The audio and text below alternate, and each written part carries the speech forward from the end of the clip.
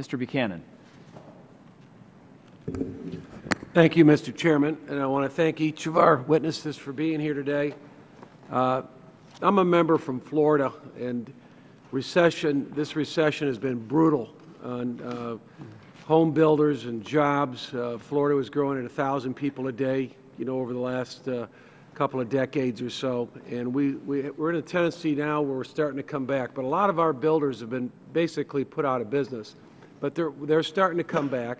But I will tell you this, that what I've seen lately and really over the last 30 years, the interest deduction does make a difference. I see a lot of the homes that are being built in our area, the ones that can afford it or buy a second home or buy a home, a lot of them, 70%, are paying cash.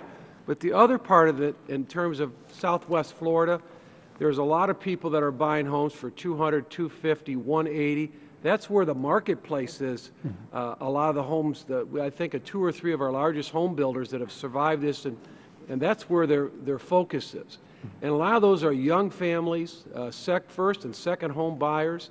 A lot of them have student loans, or they're people that are working in, technicians in our area. They're making $50,000 a year. They're being squeezed in terms of higher health costs, everything else in their area. But the interest deduction to a lot of them is a difference of $200 or $300 when they look at their overall payment that they're going to get back or have that break in terms of going forward. So I just would ask Mr. Fleming, when you look at this, and this hasn't just been a recession in Florida, I hate using this word, but it's been a depression, and we're starting to get some momentum coming back, especially in terms of homes 250 and under. What impact will this have, do you think, eliminating that deduction? I just see a lot of people would have a huge impact in our area. Yeah, it's true. You unfortunately are from one of the poster childs of everything that went wrong in the housing market over the last 5 years. And there is recovery there. And in large part, actually, the housing recovery that you're seeing is being driven by what are typically abnormal forces in the housing market. Institutional investor activity, lots of cash buyers. These are not the normal things that drive prices up. It's typically growing incomes and first-time home buyers entering the market, things like that.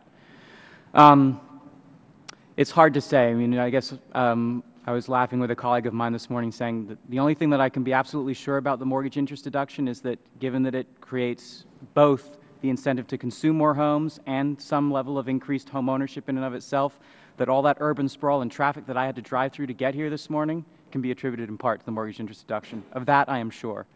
But in other terms, I think we have to be very careful. The price responses to something like a change, any sudden change. I mean, my testimony kind of gets to the point that suppliers, sellers, and buyers immediately respond to temporary change or immediate shock, right? We saw it in the first-time homebuyer tax credit. We saw it with the capital gains tax. So the idea of an immediate shock happening, yes. The magnitude, harder to tell.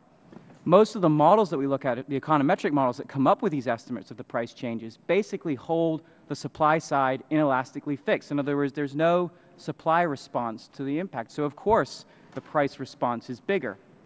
In the immediate term, that's true. It takes, on average, 9 months to build a home, right? But in the longer run, of course, there's going to be some sort of supply response to it. So it really gets down to, yes, maybe there is an immediate shock, but the overall longer run benefit is not necessarily as strong as the estimates that are empirically derived show.